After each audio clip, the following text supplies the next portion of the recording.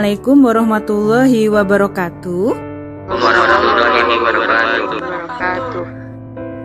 Jumpa lagi bersama Ibu Rinda. Alhamdulillah ya, pada kesempatan ini kita masih dipertemukan kembali untuk sama-sama menjalankan proses belajar mengajar. Pada semester genap ini, insya Allah nantinya Ibu akan mendampingi kalian untuk sama-sama memahami dan mempelajari materi-materi yang ada pada mata pelajaran Bahasa Indonesia di kelas 9. Sebelum memasuki materi, Ibu ingin bertanya pada kalian, siapa di antara kalian yang sebelum liburan kemarin sudah jauh-jauh hari merencanakan ingin berpergian atau berlibur ke suatu tempat, baik itu bersama keluarga ataupun bersama teman? Ayo, siapa? Kami Bu, kami kemarin sebelum bagi rapot memang ingin sekali pergi ke Gunung Embun dan alhamdulillah terlaksana. Iya Bu, benar. Di sana bagus sekali pemandangannya. Awalnya kami bingung Bu. Kami berdiskusi ada beberapa tempat sebenarnya. Cuman setelah kami browsing di internet dan melihat beberapa teman-teman mengupload di media sosial, akhirnya kami putuskan pergi ke Gunung Embun. Bu, saya usul, bagaimana jika liburan semester nanti kita ke sana ramai-ramai? Wah, ide yang bagus sekali Dila. Mungkin lain waktu bisa kita diskusikan bersama-sama ya. Sepertinya kalian sudah pernah melakukan suatu diskusi. Ya, walaupun masih diskusi sederhana, tetapi setidaknya kalian sudah tahu apa itu diskusi. Seperti materi kita pada hari ini, yaitu tentang teks diskusi. Ayo, siapa yang tahu apa pengertian dari teks diskusi itu? Saya Bu. Ya, silahkan Aldo. Teks diskusi adalah teks yang di dalamnya terdapat argumentasi, persetujuan atau penolakan Bu. Ya, betul sekali. Coba kalian perhatikan ke papan tulis dulu ya. Baik, dalam video pembelajaran kali ini kita akan membahas seputar tentang teks diskusi. Di dalam teks diskusi, untuk lebih memahami, kita harus tahu dulu 4 bagian yang wajib kita pelajari. Yang pertama, yang hijau itu ada identifikasi informasi. Yang kedua, yang merah, jenis-jenis dari teks diskusi. Kemudian yang ketiga, warna orange adalah kaidah kebahasaan. Dan yang keempat adalah contoh dari teks diskusi.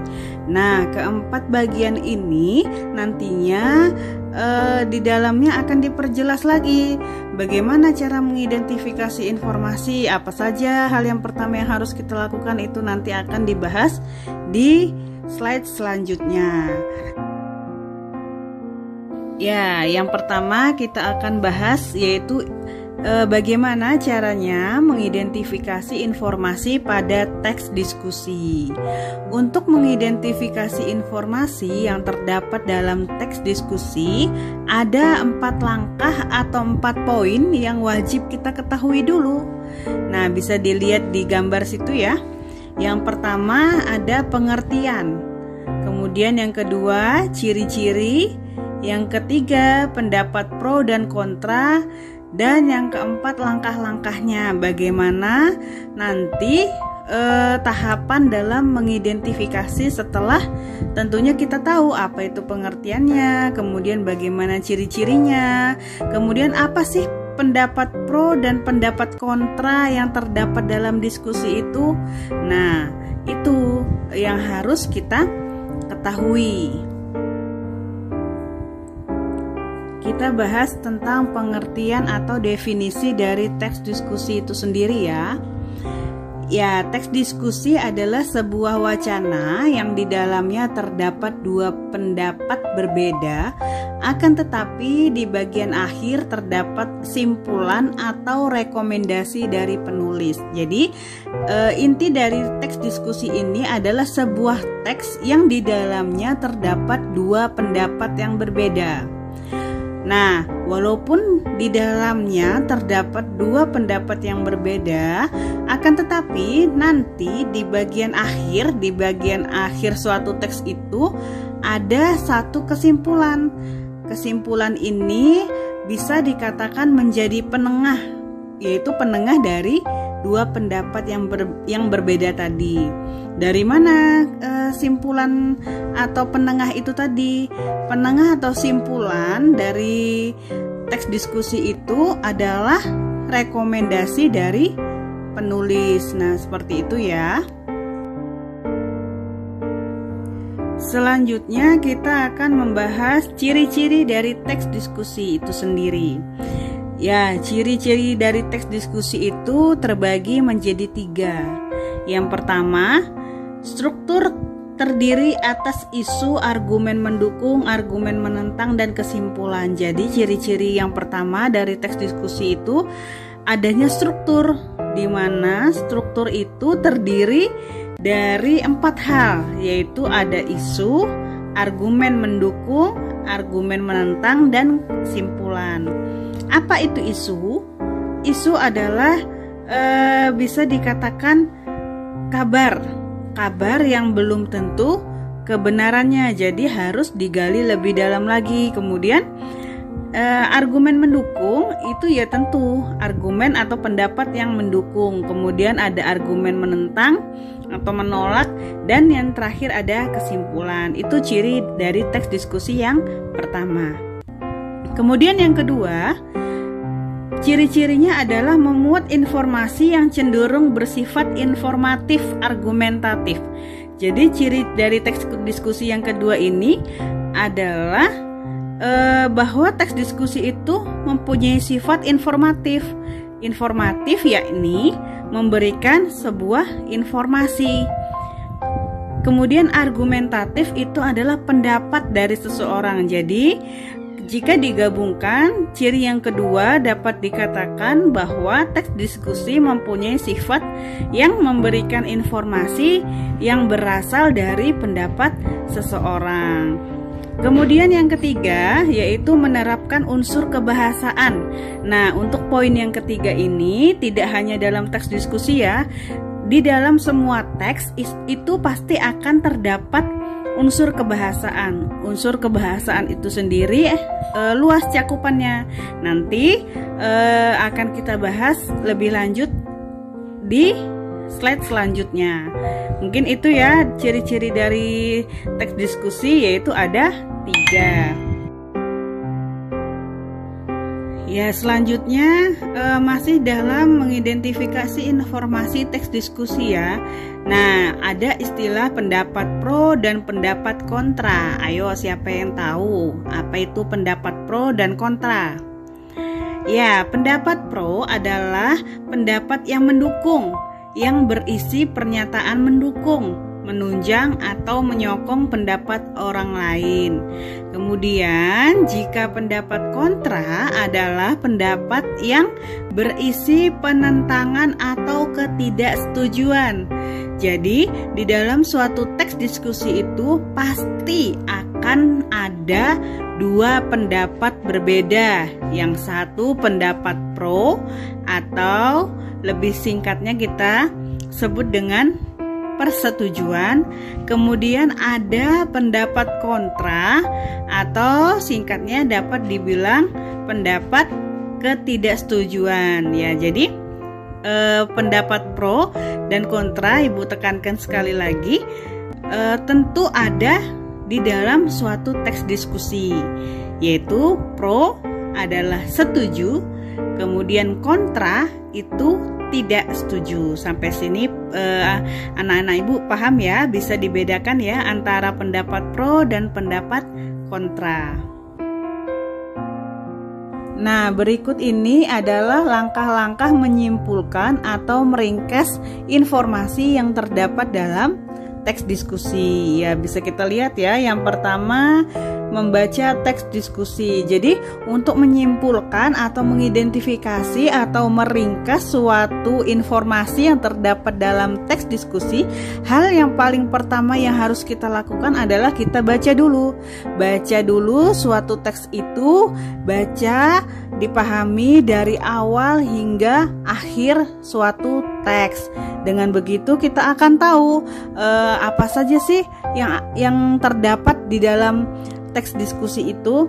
Kemudian setelah membaca, yang harus kita lakukan adalah mencatat isi pokok teks diskusi. Nah, untuk mencatat isi pokok teks diskusi ini sebaiknya dilakukan per paragraf. Jadi biasanya teks diskusi itu terdiri dari beberapa paragraf. Nah, untuk lebih mudahnya nanti kalian boleh mencatat isi pokok atau hal apa sih yang dibahas dalam teks diskusi itu dilihat dari paragraf 1, paragraf 2, dan paragraf 3 serta seterusnya, seperti itu. Kemudian yang ketiga yaitu menyusun gagasan pokok. Nah, ini setelah kalian tadi mencari ide pokok dari masing-masing paragraf, kemudian kalian susun secara sistematis dari awal hingga akhir sehingga membentuk suatu kalimat. Nah, kalimat itulah nantinya yang dijadikan untuk mengetahui informasi yang terdapat pada suatu teks diskusi itu. Paham ya sampai sini anak-anak Ibu? Jadi Ibu ulangi, di dalam menyimpulkan atau meringkas ada 3 langkahnya. Yang pertama, membaca dari awal hingga akhir suatu teks diskusi, kemudian mencatat isi pokoknya per paragraf. Kemudian yang ketiga, menyusun paragraf-paragraf tadi, ide pokoknya dijadikan satu, kemudian dibuat menjadi sebuah kalimat yang runtut.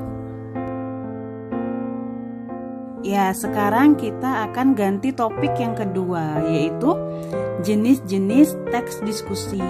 Nah, perlu kalian ketahui bahwa jenis-jenis teks diskusi itu banyak sekali. Ada berbagai macam, tetapi pada video pembelajaran kali ini kita akan coba bahas 5 dulu ya.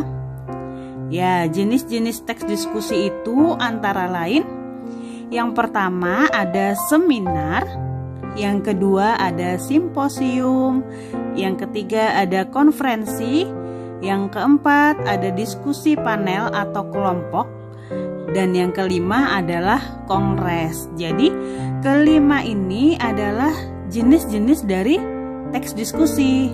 Ya, yang umum yang sering kalian dengar itu mungkin seminar dan diskusi panel atau kelompok ya. Di pembelajaran sebelumnya juga kita sudah bahas tentang itu. Kemudian kalau simposium, konferensi, dan kongres itu apa? Nah, perhatikan slide selanjutnya ya. Ya, sekarang kita akan bahas tentang seminar. Seminar itu adalah salah satu jenis dari teks diskusi. Nah, seperti yang kalian lihat di papan tulis ya, di situ ada gambar atau contoh seminar nasional. Jadi seminar itu apa?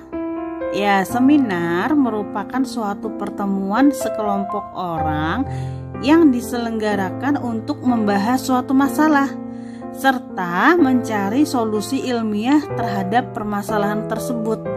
Jadi seminar ini adalah suatu kegiatan yang sengaja dilakukan untuk membahas suatu masalah dan mencari solusi ilmiahnya bagaimana.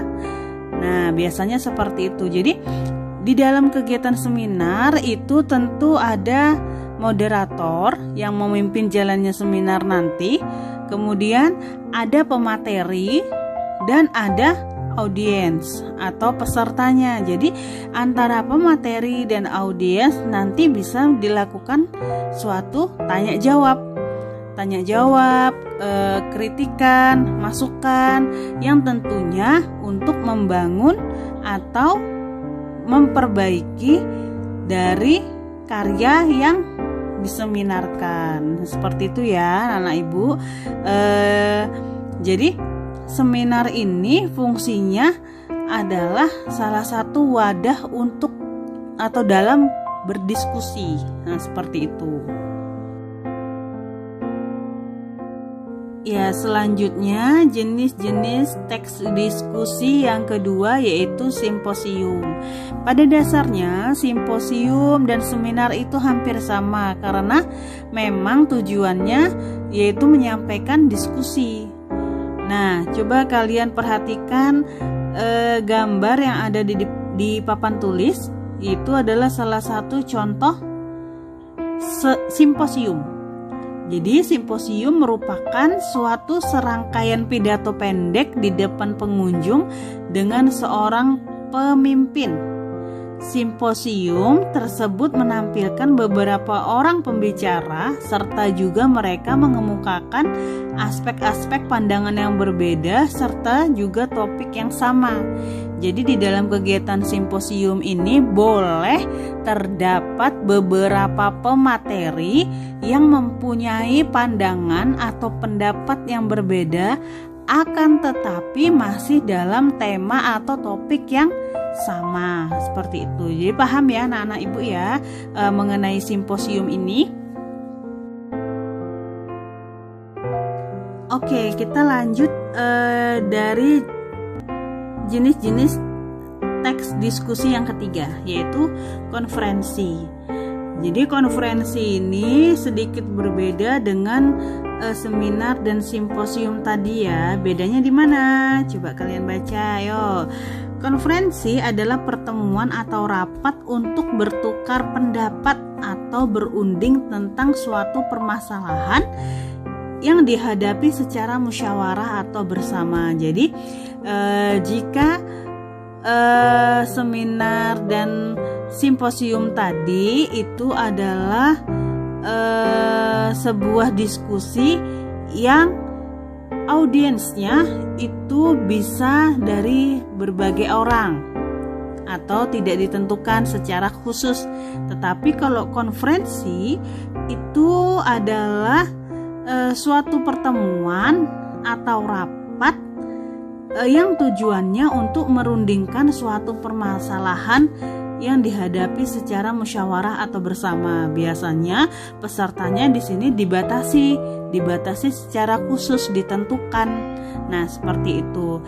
Tetapi antara seminar, simposium, kemudian konferensi itu tujuannya sama, yaitu untuk berdiskusi. Seperti itu ya anak-anak ibu ya.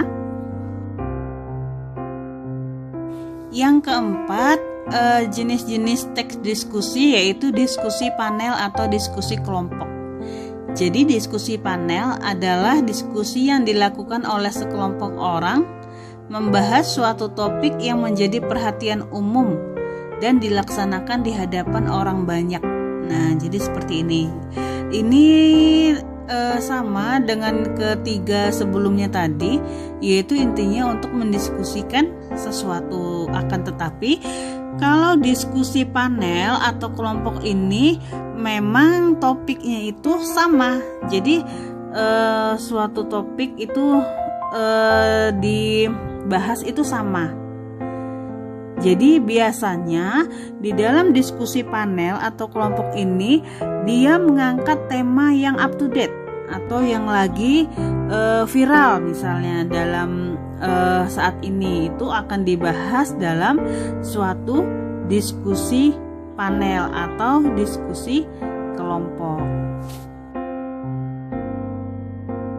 Nah, yang terakhir nih, yang kelima dari jenis-jenis teks diskusi yang kita bahas pada video pembelajaran kali ini yaitu kongres. Nah, seperti yang kalian lihat di papan tulis, di sana ada gambar tentang Kongres Nasional tahun 2016 di Surabaya. Nah, seperti itu ya. Apa sih kongres itu? Kongres adalah pertemuan besar para wakil organisasi, baik itu dari segi politik, sosial, profesi, atau pihak-pihak yang memiliki kepentingan untuk mendiskusikan sesuatu dan mengambil keputusan. Nah, jadi kalau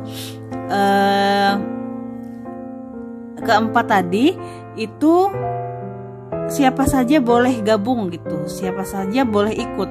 Tetapi kalau kongres ini adalah suatu wadah diskusi di mana sudah ditentukan pesertanya siapa.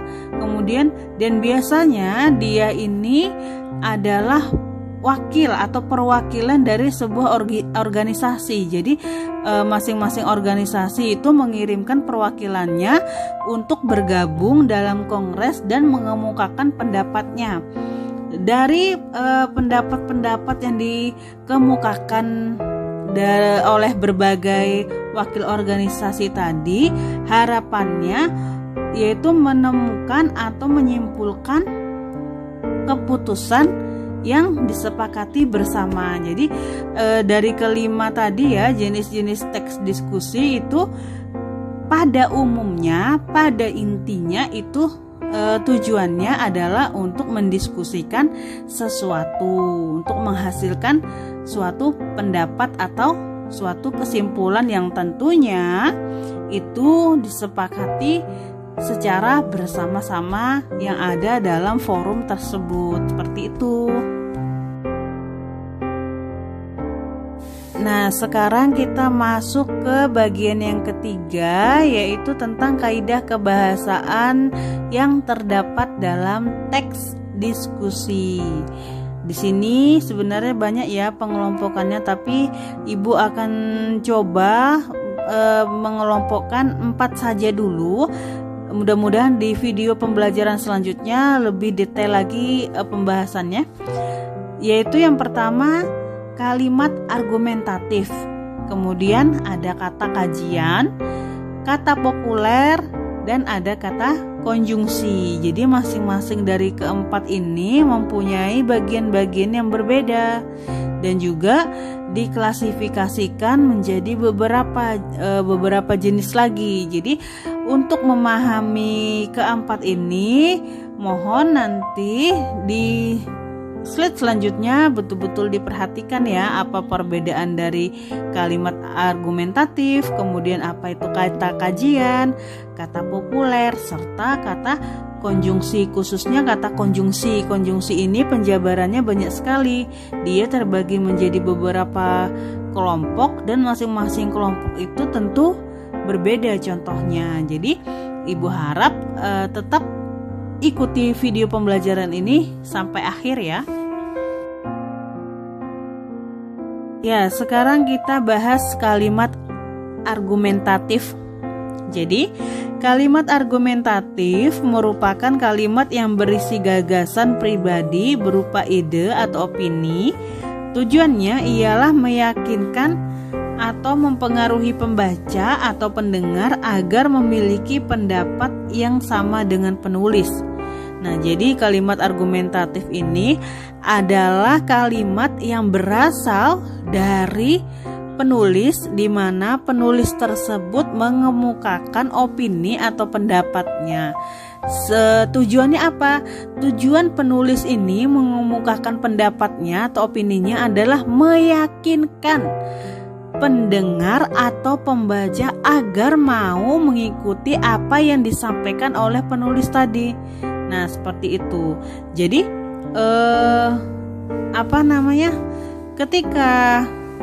ketika pembaca atau pendengar menerima apa yang disampaikan oleh penulis, maka penulis tadi berhasil dalam menyampaikan opini atau pendapatnya. Nah, itu disebut kalimat argumentatif, yaitu meyakinkan pembaca atau pendengar sehingga mau mengikuti apa yang disampaikan oleh penulis. Nah, seperti itu ya anak-anak Ibu. Paham ya sampai sini ya? Nah, selanjutnya yaitu kata kajian. Kata kajian ialah kata ilmiah yang diserap dari bahasa asing dan perlu ditelaah lebih jauh lagi artinya, karena tidak bisa langsung dipahami oleh semua orang.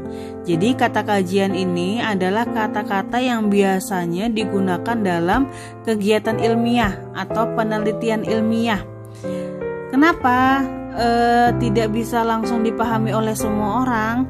Karena tidak semua orang terbiasa mendengar kata-kata itu. Jadi butuh pemikiran atau butuh penjabaran lebih lanjut.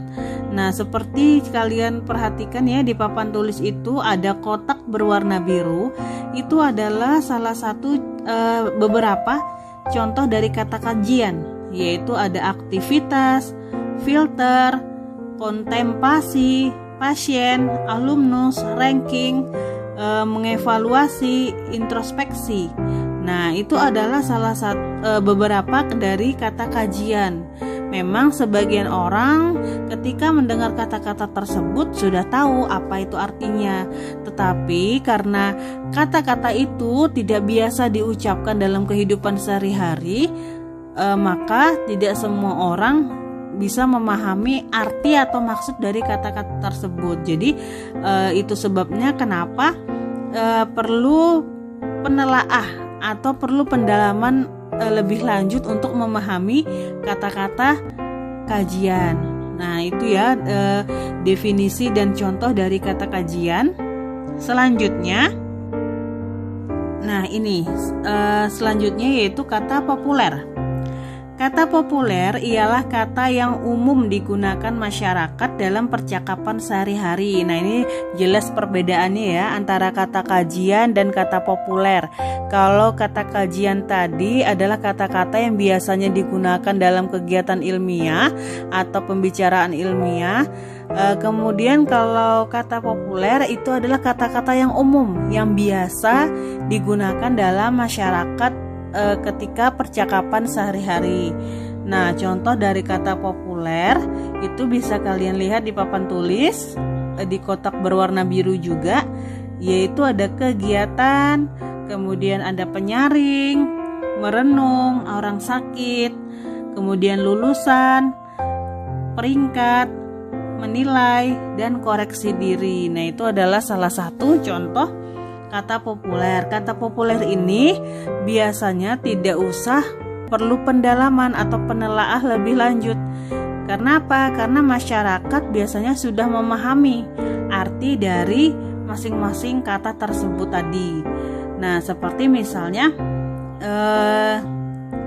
pasien. Pasien digunakan di dalam kata kajian. Mungkin ada beberapa orang yang belum mengetahui apa sih definisi dari pasien itu, seperti itu ya. Tapi ketika kita menggunakan kata populer orang sakit, tentu seluruh masyarakat itu sudah tahu bahwa kalau orang sakit itu adalah orang yang sedang sakit. Nah, seperti itu ya penjelasannya, sangat jelas sekali. Selanjutnya yaitu konjungsi. Konjungsi atau biasanya disebut dengan kata hubung. Sebenarnya konjungsi, klasifikasi dari konjungsi itu banyak sekali ya, tapi di sini Ibu mencoba mengambil 4, yaitu koordinatif atau kalimat dalam hal kalimat majemuk setara, kemudian subordinatif kalimat majemuk bertingkat, kemudian korelatif, dan yang keempat antar kalimat. Jadi konjungsi dalam hal penambahan di bagian koordinatif itu contohnya dan, setara. Kemudian konjungsi pemilihan itu bisa contohnya atau, dan. Kemudian perlawanan contohnya misalkan tetapi, melainkan. Kemudian pertentangan itu seperti padahal, sedangkan. Itu adalah beberapa contoh dari koordinatif atau kalimat majemuk setara. Kemudian dalam hal subordinatif atau kalimat majemuk bertingkat itu konjungsi waktu. Misalnya sejak, kemudian konjungsi syarat, jika, konjungsi tujuan, agar. Kemudian coba perhatikan konjungsi sebab, karena, konjungsi hasil, sehingga. Nah, itu banyak sekali ya contoh dari konjungsi-konjungsi yang termasuk dalam subordinatif atau kalimat majemuk bertingkat. Kemudian yang ketiga itu ada korelatif. Konjungsi baik, konjungsi tidak, bukan, demikian, jangankan. Itu di situ ada contohnya, bisa kalian lihat. Kemudian yang keempat ada antar kalimat, yaitu konjungsi tambahan, misalnya selain itu, di samping itu. Kemudian konjungsi pertentangan, misalnya namun, walau begitu. Kemudian di bawahnya itu coba perhatikan konjungsi penguatan.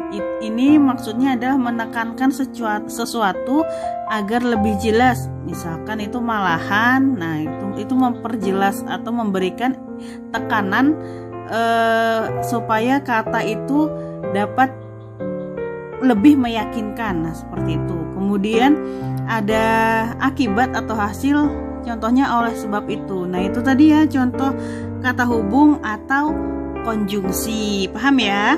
Ya, itu tadi ya beberapa penjelasan seputar teks diskusi. Ada 3 yang sudah dibahas dalam video pembelajaran tadi. Yang pertama yaitu tentang bagaimana caranya mengidentifikasi informasi yang terdapat dalam teks diskusi. Kemudian yang kedua yaitu jenis-jenis dari teks diskusi itu sendiri apa saja. Kemudian yang ketiga adalah kaidah kebahasaan. Jadi kaidah kebahasaan seperti apa sih yang terdapat dalam teks diskusi itu? Sampai sini paham ya anak-anak Ibu? Kemudian selanjutnya Ibu akan berikan satu link, silahkan kalian tonton, silahkan kalian pelajari. Itu tentang bagaimana caranya berdiskusi. Selamat menonton.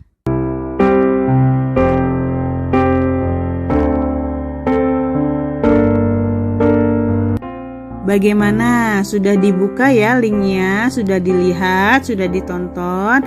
Ya, seperti itu nanti kita akan belajar berdiskusi. Pada pertemuan selanjutnya, nanti kita akan belajar berdiskusi. Jadi, tugas kalian di rumah, silahkan kalian browsing di internet atau di Google ya. Cari bagaimana tata cara berdiskusi di dalam kelas, apa saja yang harus dipersiapkan.